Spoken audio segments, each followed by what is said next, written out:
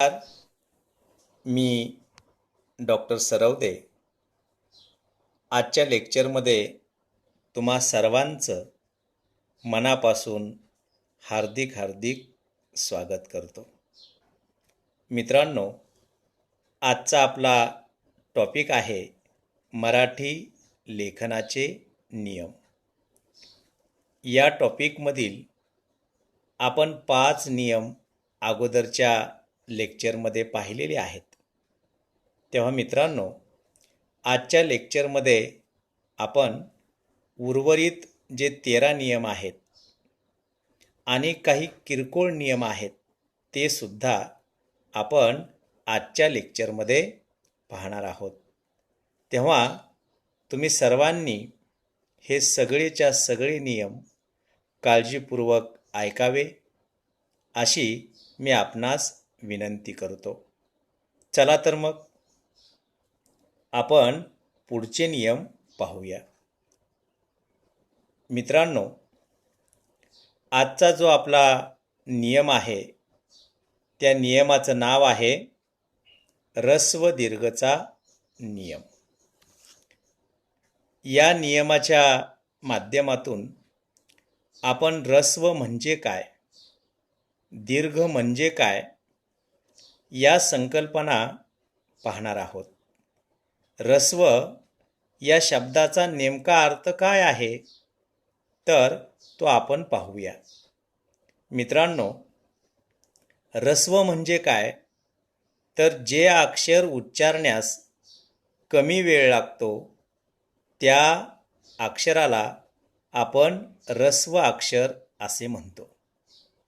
उदाहरणार्थ अ, क, ख आणि ग ही अक्षरं आपण जर उच्चारली तर या अक्षराचा उच्चार करण्यासाठी आपल्याला कमी कालावधी लागतो, म्हणून त्यास ऱ्हस्व अक्षर असे म्हणतात.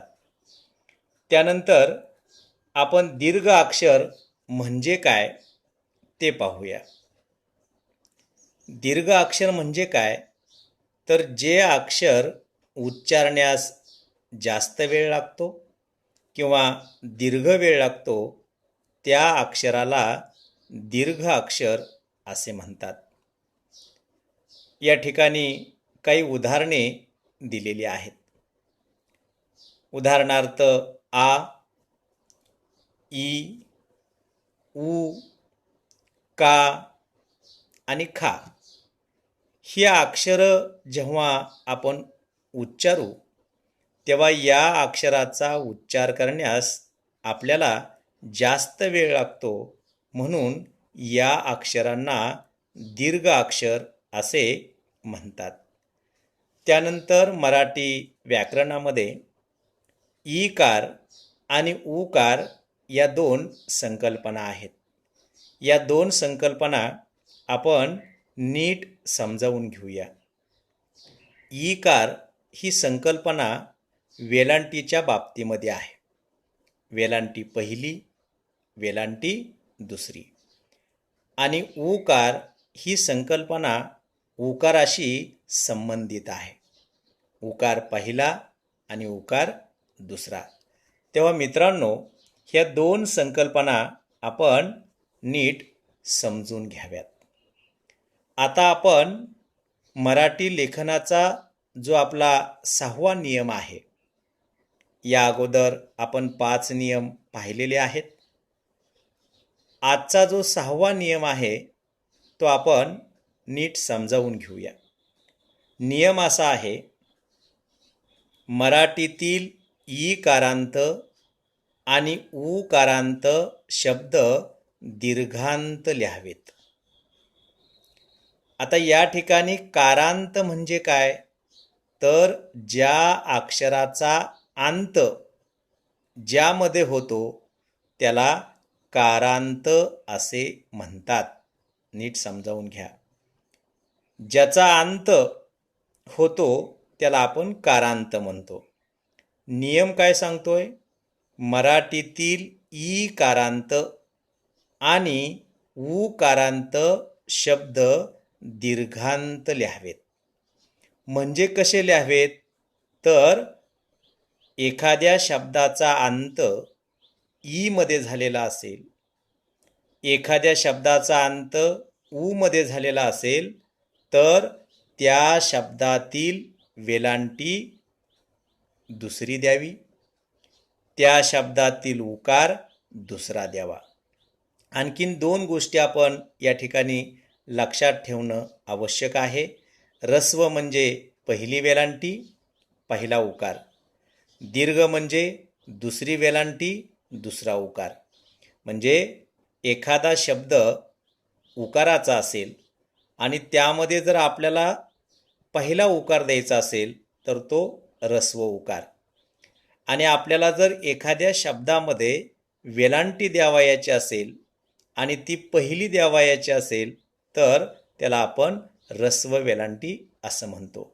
उकार दुसरा द्यावयाचा असेल तर दीर्घ उकार असे आपण म्हणतो, आणि वेलांटी दुसरी द्यावयाची असेल तर दीर्घ वेलांटी असं सुद्धा आपण म्हणतो. आता हा नियम फार सोपा आहे. नियम असा आहे, मराठीतील ई कारांत आणि ऊ कारांत शब्द दीर्घांत लिहावेत. म्हणजे एखाद्या शब्दाचा अंत ई मध्ये झाला असेल तर त्या शब्दातील वेलांटी दुसरी द्यावी, आणि एखाद्या शब्दाचा अंत ऊ मध्ये झाला असेल तर उकार दुसरा द्यावा. आता या ठिकाणी एक 5 उदाहरणे दिलेली आहेत. पहिलं उदाहरण आहे माती. माती या शब्दाचा अंत ई मध्ये झाला म्हणून या शब्दातील वेलांटी आपण दुसरी दिली. त्यानंतर पाटी या शब्दाचा अंत ई मध्ये झाला म्हणून आपण वेलांटी दुसरी दिली. त्यानंतर वाटी. वाटी या शब्दाचा अंत ई मध्ये झाला म्हणून आपण वेलांटी दुसरी दिली. त्यानंतर जादू हा शब्द आहे. जादू या शब्दाचा अंत ऊ मध्ये झाला म्हणून आपण उकार दुसरा दिला. पैलू या शब्दाचा अंत ऊ मध्ये झाला म्हणून आपण उकार दुसरा दिला. तेव्हा मित्रांनो, शब्दाचा अंत कशामध्ये होतो हे पाहणं फार आवश्यक आहे. त्यानंतर आपण पुढच्या नियमाकडं वळण्यापूर्वी आपण काही नियम, या नियमाला अपवाद आहेत. म्हणजे या नियमाप्रमाणे आपल्याला काही शब्द लिहिता येत नाहीत. असे कोणकोणते शब्द आहेत ते आपण एकदा पाहूया. त्यामध्ये परंतु, यथामती, तथापि हे तत्सम शब्द ऱ्हस्वांत लिहावेत. तसेच आणि, नी ही तत्सम आव्ये देखील ऱ्हस्वांत लिहावीत. म्हणजे आता जो आपण नियम पाहिला त्या नियमाप्रमाणे आपल्याला काही शब्द लिहिता येत नाहीत. तेव्हा मित्रांनो, का बरे लिहिता येत नाहीत त्याचा आपण आढावा घेऊया. आता या ठिकाणी म्हटलंय परंतु या शब्दाचा अंत ऊ मध्ये होतो, पण उकार मात्र आपण पहिला दिलेला आहे. यथामती या शब्दाचा अंत ई मध्ये होतो, पण वेलांटी पहिली दिलेली आहे. तथापि या शब्दाचा अंत ई मध्ये होतो, पण आपण वेलांटी पहिली दिलेली आहे. असं का? तर त्यासाठी एक नियम आहे. काय नियम आहे? तर जे तत्सम शब्द असतील ते तत्सम शब्द ऱ्हस्वांत लिहावेत. म्हणजे वेलांटी पहिली लिहावी, उकार पहिला लिहावा. असं का? तत्सम म्हणजे तरी काय? तत्सम या शब्दाचा मूळ अर्थ त्यासारखे असा आहे. मुळात तत्सम हा शब्द संस्कृत आहे आणि आपल्या मराठी भाषेमध्ये संस्कृतमधील काही शब्द आपण स्वीकारलेले आहेत आणि संस्कृत भाषेनं म्हणजे जे भाषा वापरतात लोक त्यांनी असा नियम केला की आमचे शब्द जर तुम्हाला वापरायचे असतील तर तुम्ही जरूर वापरा, पण आमचे शब्द तुमच्या भाषेत जर वापरायचे असतील तर ते जसेच्या तसे वापरावेत अशी त्यांनी अट घातली. आणि म्हणून मित्रांनो, आपण संस्कृत भाषेतील जे शब्द आहेत त्यांना आपण तत्सम शब्द म्हणतो आणि असे तत्सम शब्द आपण जसेच्या तसे लिहितो. त्यात आपल्या मराठीच्या नियमाप्रमाणे काहीही बदल करत नाही. तो करण्याचा अधिकार आपल्याला नाही. आणि म्हणून या ठिकाणी परंतु, यथामती, तथापि हे शब्द आपण जसेच्या तसेच लिहिले आहेत. त्यानंतर काही अव्ययसुद्धा आहेत. त्यामध्ये आणि, नि ही तत्सम अव्यय आहेत, म्हणजे संस्कृतमधून आपण घेतलेली आहेत. म्हणून ती सुद्धा मराठीच्या नियमाप्रमाणे लिहावयाची नाहीत, तर ती संस्कृतमध्ये जशी आहेत तशीच लिहावयाची. त्यानंतर आपण 7वा नियम पाहूया. 7वा नियम आहे सामासिक शब्दातील पहिला शब्द ऱ्हस्वांत लिहावा. अतिशय सोपा नियम. पहिल्यांदा आपण सामासिक शब्द म्हणजे काय हे पाहू. सामासिक शब्द म्हणजे दोन शब्द जोडून जो एकत्र शब्द तयार केला जातो त्यास सामासिक शब्द असे म्हणतात. दोन शब्द एकत्र करून जो जोडशब्द तयार होतो या प्रक्रियेला सामासिक शब्द असे म्हणतात. आता मराठी लेखनाचा नियम काय आहे? नियम असा आहे, सामासिक शब्दातील पहिला शब्द ऱ्हस्वांत लिहावा. जरी मराठीच्या नियमाप्रमाणे तो दीर्घ असला तरी सामासिक शब्द करताना तो ऱ्हस्व लिहावा. आता या ठिकाणी दोन उदाहरणे आहेत. पहिलं उदाहरण आहे विद्यार्थी मंडळ. आता पहिला शब्द आहे विद्यार्थी, दुसरा शब्द आहे मंडळ.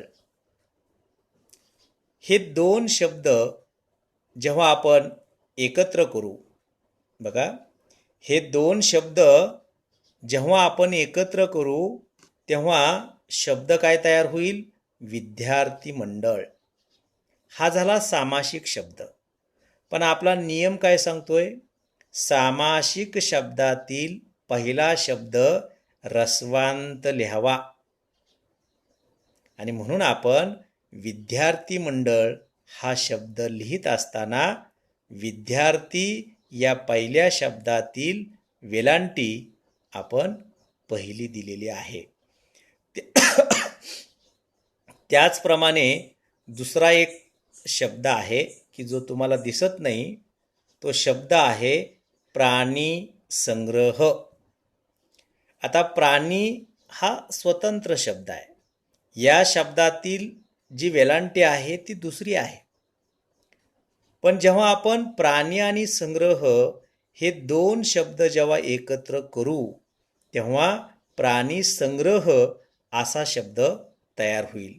प्राणी संग्रह या शब्दातील आपल्याला जी वेलांटी द्यायची आहे ती पहिली द्यायची आहे. तेव्हा मित्रांनो, हा जो 7वा नियम आहे तो आपण नीट समजून घ्यावा. त्यानंतर 8वा नियम आहे मराठी शब्दातील शेवटचे अक्षर दीर्घ असेल. नियम काय आहे? मराठी शब्दातील शेवटचे अक्षर दीर्घ असेल तर त्या शब्दातील उपांत्य ईकार व ऊकार ऱ्हस्व लिहावा. आपण हा नियम नीट समजावून घेऊया. उपांत्य म्हणजे काय? तर पूर्वीचा अक्षर. आणि एखाद्या शब्दामध्ये शेवटचा अक्षर दीर्घ आहे तर त्या शब्दातील जे पूर्वीचा अक्षर आहे ते अक्षर आपल्याला ऱ्हस्व लिहावयाचं आहे. म्हणजे काय करायचं? वेलांटी पहिली द्यायची, उकार पहिला द्यायचा. उदाहरण पाहूया. या ठिकाणी 4 उदाहरणे दिलेली आहेत. पहिलं उदाहरण आहे किडा. किडा या शब्दातील शेवटचा अक्षर जे आहे ते दीर्घ आहे. आपला नियम काय सांगतोय?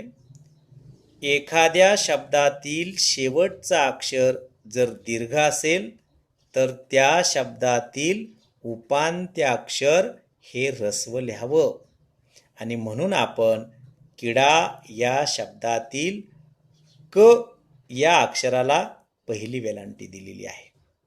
क हे अक्षर उपांत्य आहे. म्हणून या ठिकाणी आपण काही गोष्टी लक्षात ठेवा की नियमामध्ये नेमकं काय सांगितलंय ते अगोदर समजून घ्या आणि मग नंतर त्याचं प्रात्यक्षिक करा. त्यानंतर दुसरं उदाहरण आपण पाहू. फुगा. या शब्दातील शेवटचा अक्षर दीर्घ आहे म्हणून उपांत्य अक्षर आपण ऱ्हस्व लिहिलेला आहे, म्हणजे उकार पहिला दिलेला आहे. त्यानंतर पुढचं उदाहरण आहे विळी. या शब्दातील शेवटचा अक्षर दीर्घ आहे म्हणून उपांत्य अक्षर आपण ऱ्हस्व लिहिलेला आहे. त्यानंतर शेवटचं उदाहरण आहे खुनी. या शब्दाचं देखील शेवटचा अक्षर दीर्घ आहे म्हणून उपांत्य अक्षर आपण ऱ्हस्व लिहिलेला आहे. मित्रांनो, या नियमाला सुद्धा काही शब्द अपवाद आहेत. म्हणजे या नियमाप्रमाणे तत्सम शब्द आपल्याला लिहिता येत नाहीत. असे कोणकोणते शब्द आहेत त्यावरती आपण नजर टाकूया. या ठिकाणी 4 शब्द दिलेले आहेत. पहिला शब्द आहे पूजा.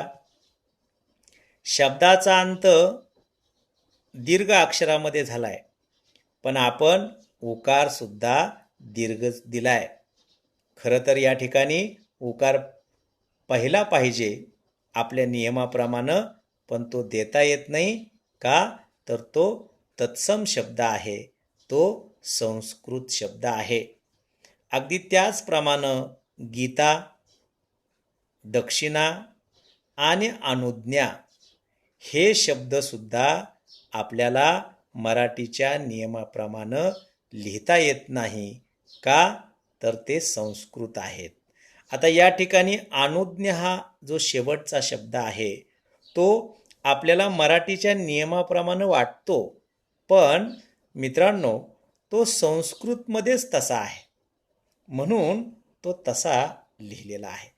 म्हणजे एक गोष्ट तुमच्या लक्षात आली असेल की जे तत्सम शब्द आहेत म्हणजे संस्कृतमधील जे शब्द आहेत ते जसेच्या तसे आपल्याला लिहावयाचे आहेत. त्यानंतर आपण पुढचा नियम पाहूया. पुढचा नियम आहे मराठी शब्दातील अकारांत शब्दाचे उपांत्य ईकार व उकार दीर्घ लिहावे. सोपा नियम आहे.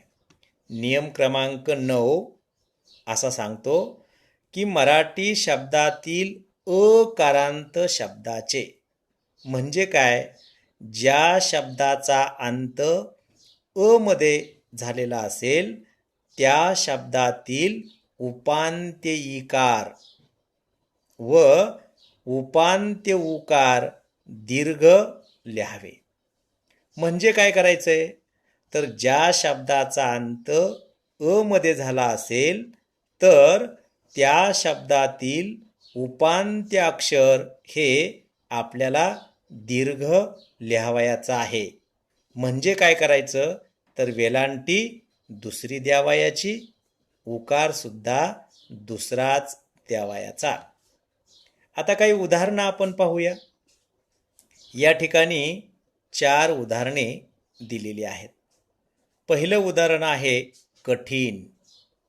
या शब्दाचा अंत अ मध्ये झालेला आहे, म्हणून आपण उपांत्य अक्षर हे दीर्घ लिहिलेला आहे. त्याचप्रमाणे नीट हा शब्द आहे. नीट या शब्दाचा अंत अ मध्ये झालेला आहे, म्हणून उपांत्य अक्षर आपण दीर्घ लिहिलेला आहे. त्यानंतर ऊस हा शब्द आहे.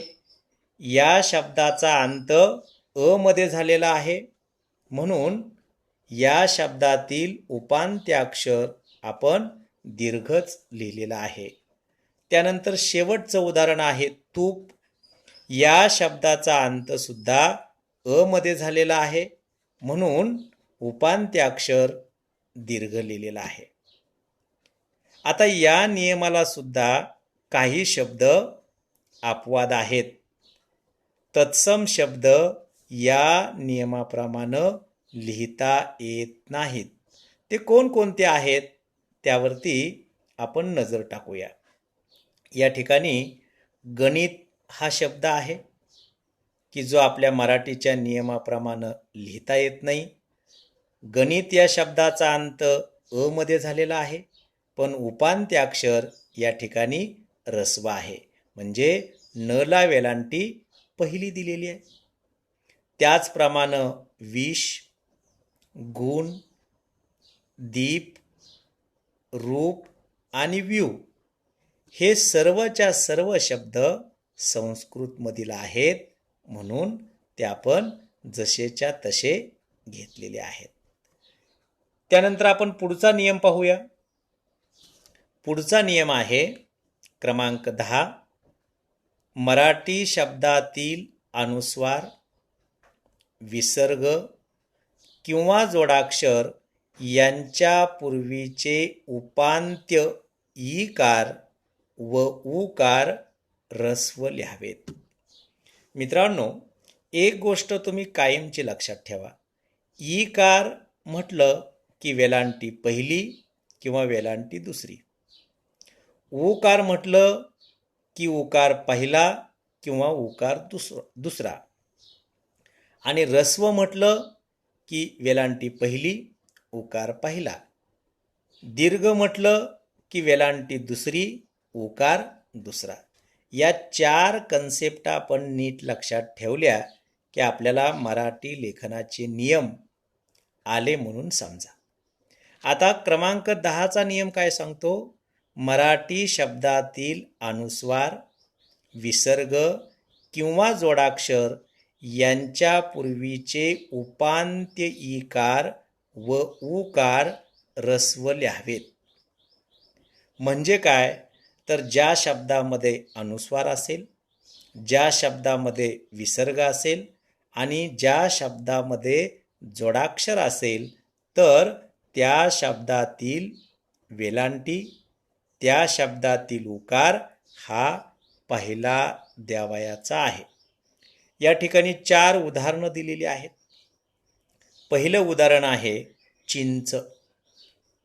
चिंच या शब्दामध्ये अनुस्वार आलेला आहे, म्हणून अनुस्वाराच्या अगोदरचा अक्षर आपण ऱ्हस्व लिहिलेला आहे. त्यानंतर डाळिंब हा शब्द आहे. या शब्दामध्ये सुद्धा अनुस्वार आलेला आहे, म्हणून आपण त्या शब्दातील वेलांटी पहिली दिलेली आहे. त्यानंतर खुंटी या शब्दामध्ये सुद्धा अनुस्वार आलेला आहे आणि म्हणून या शब्दातील उकार आपण ऱ्हस्व म्हणजे पहिला दिलेला आहे. त्यानंतर कुस्ती या शब्दामध्ये जोडाक्षर आलेला आहे म्हणून या शब्दातील आपण उपांत्याक्षर हे ऱ्हस्व लिहिलेलं आहे, म्हणजे उकार पहिला दिलेला आहे. मित्रांनो, या नियमाप्रमाणे सुद्धा तत्सम शब्द आपल्याला जसेच्या तसे ठेवावे लागतात. म्हणजे या नियमाप्रमाणे तत्सम शब्द आपल्याला बदलता येत नाहीत. कोणकोणते शब्द आहेत ते आपण पाहूया. उदाहरणार्थ शून्य, कुटुंब, चतुसूत्री आणि दुःख हे 4 शब्द क्रमांक 10च्या नियमाप्रमाणे लिहिता येत नाहीत. तेव्हा मित्रांनो, ही गोष्ट आपण नेहमी लक्षात ठेवावी की तत्सम शब्द आपल्याला बदलता येत नाहीत.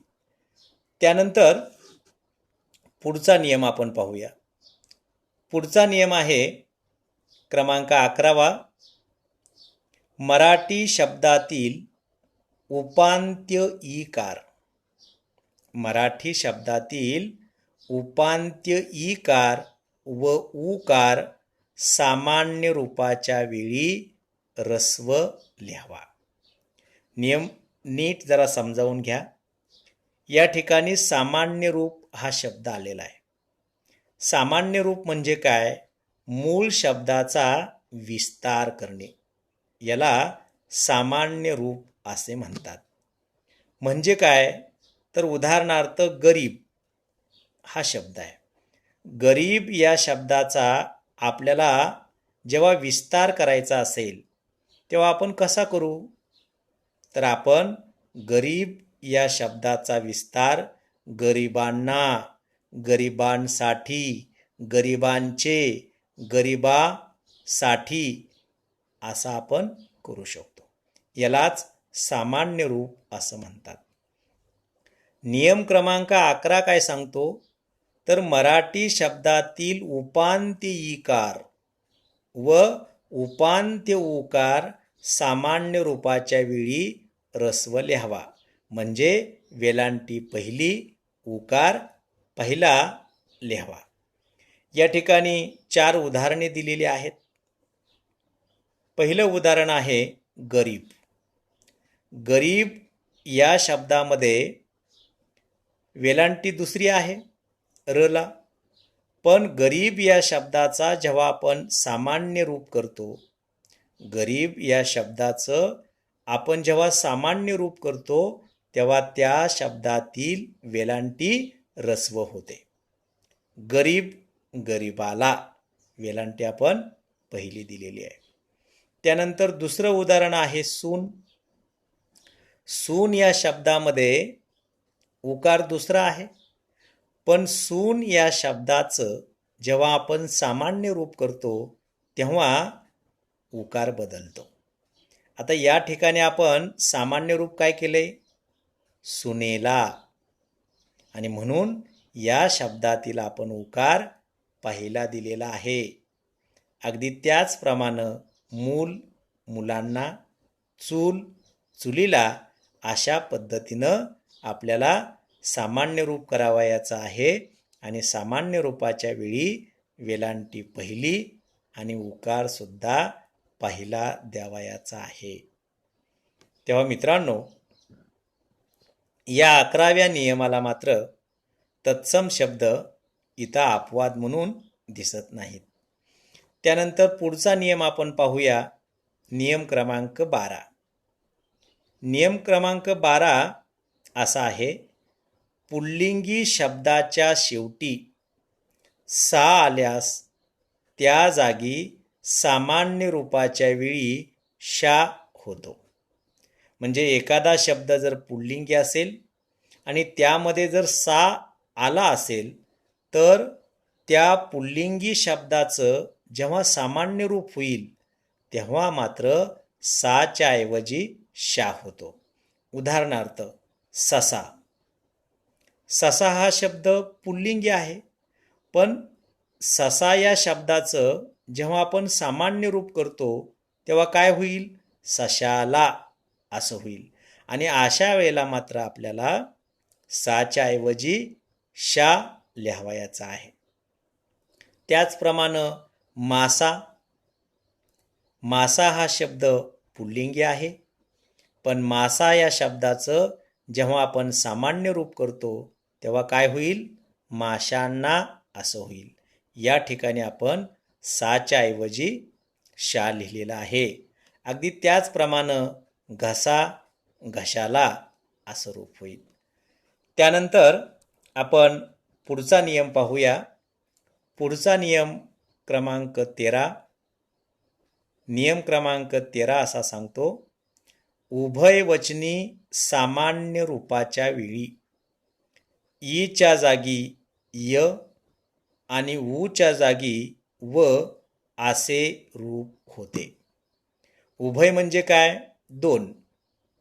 दोन शब्द जेव्हा आपण एकत्र करतो तेव्हा ज्या शब्दामध्ये ई असेल तर सामान्य रूपाच्या वेळी ईच्या ऐवजी आपण य लिहितो आणि ऊच्या ऐवजी आपल्याला व लिहावयाचा आहे. उदाहरणार्थ फाईल हा शब्द आहे. आता फाईल या शब्दाचं जर आपल्याला सामान्य रूप करायचं असेल तर आपल्याला सामान्य रूपाच्या वेळी ई लिहून चालणार नाही, तर ईच्या ऐवजी आपल्याला यच लिहावं लागेल. का? तर आपल्याला नियम असा सांगतो. त्यानंतर देऊळ हा शब्द आहे. देऊळ या शब्दाचं जेव्हा आपण सामान्य रूप करू तेव्हा सामान्य रूपाच्या वेळी ऊच्या ऐवजी व लिहावं लागेल आणि म्हणून आपण या ठिकाणी देऊळ, देवळात, फाईल, फाईलींना अशा पद्धतीनं रूप केलेली आहेत. त्यानंतर नियम क्रमांक 14. नियम क्रमांक 14 काय सांगतो? पुनरुक्त शब्दातील दुसरा व चौथा स्वर दीर्घ लिहावा. पुनरुक्त म्हणजे काय? पुन्हा पुन्हा येणारा शब्द. आता पुन्हा पुन्हा येणारा जर एखादा शब्द असेल तर त्या शब्दातील दुसरा आणि चौथा स्वर म्हणजे अक्षर दीर्घ लिहावे. म्हणजे काय? वेलांटी दुसरी लिहावी, उकार दुसरा लिहावा. या ठिकाणी दोन उदाहरणे दिलेली आहेत. पहिलं उदाहरण आहे हळूहळू, दुसरं उदाहरण आहे खरी खरी. ही दोन्हीही उदाहरणे पुनरुक्त आहेत. एक शब्द पुन्हा पुन्हा आलेला आहे आणि म्हणून पुनरुक्त शब्दातील दुसरा आणि चौथा स्वर आपण दीर्घ लिहिलेला आहे. त्यानंतर आपण पुढच्या नियमाकडे वळूया. पुढचा नियम आहे, पुनरुक्त शब्द नादानुकार्य असतील तर उच्चाराप्रमाणे ते ऱ्हस्व लिहावेत. आता या ठिकाणी मला एक गोष्ट आपल्याला सांगावयाची आहे की हे किरकोळ नियम आहेत.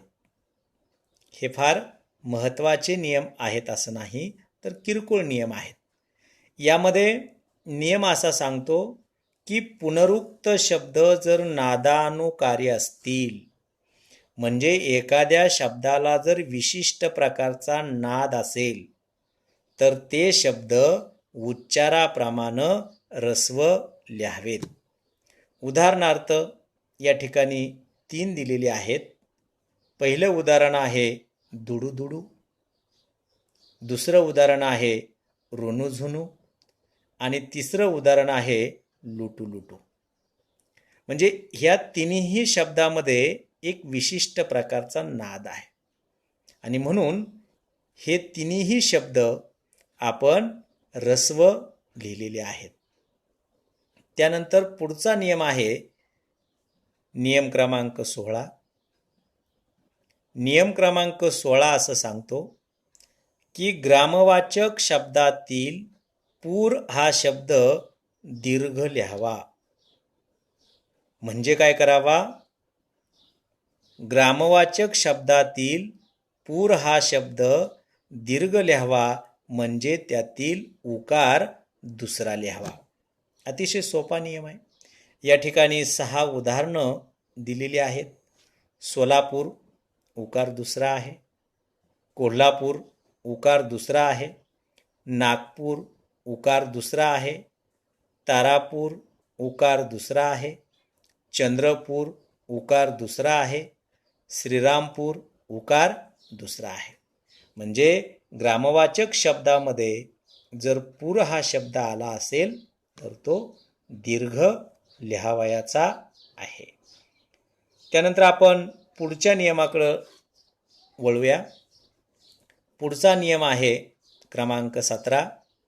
तो असं सांगतो की राहणे, पाहणे, वाहणे ही रूपं अशा पद्धतीनं लिहावेत. म्हणजे काय, तर राहणे या शब्दामध्ये ह ला काना नको आहे. पाहणे या शब्दामधील ह ला काना नको आहे. आणि वाहने या शब्दामध्ये सुद्धा ह ला काना नको आहे. अशा पद्धतीनं हे शब्द लिहावेत. आणि शेवटचा नियम आहे क्रमांक 18. इंग्रजी शब्द, पदव्या किंवा त्यांचे संक्षेप लिहिताना शेवटच्या अक्षराचा पाय मोडू नये. म्हणजे कसं, तर मी या ठिकाणी 2 उदाहरणे दिलेली आहेत. MA या पहिल्या उदाहरणामध्ये यम या शब्दामध्ये मचा पाय मोडलेला आहे. त्यानंतर एचा पाय मोडलेला आहे. प्राचीन काळी म्हणजे पूर्वीच्या काळी अशा पद्धतीनं शब्द लिहिले जात होते. परंतु आताच्या नियमाप्रमाणे इंग्रजी शब्द किंवा पदव्या लिहित असताना त्या शब्दाचे पाय मोडायचे नाहीत. या ठिकाणी आपण MA सुटसुटीत शब्द लिहिलेला आहे. त्याचप्रमाणे PhD, PH मध्ये चचा आपण पाय मोडलेला आहे. डला जी दुसरी वेलांटी दिलेली आहे तो मात्र तसाच शब्द ठेवलेला आहे. मात्र हा शब्द आपल्याला कसा लिहावयाचा आहे, PhD म्हणजे पाय मोडायचा नाही. तेव्हा मित्रांनो, हे 18च्या 18 नियम आपल्याला समजले असतील अशी मी खात्री करतो. आपल्याला जर हे 18 नियम समजले नसतील तर हा व्हिडिओ तुम्ही पुन्हा पुन्हा ऐका. आपल्याला निश्चित हे सगळे नियम समजतील. आपल्याला या मराठी लेखनाच्या नियमावरती 5 मार्काचे प्रश्न विचारले जाणार आहेत. तेव्हा मित्रांनो, माझी आपणास विनंती आहे की आपण हे मराठी लेखनाचे नियम पुन्हा पुन्हा ऐकावेत. तेव्हाच ते आपल्याला नीट समजतील. तेव्हा आज आपण इथेच थांबूया. धन्यवाद.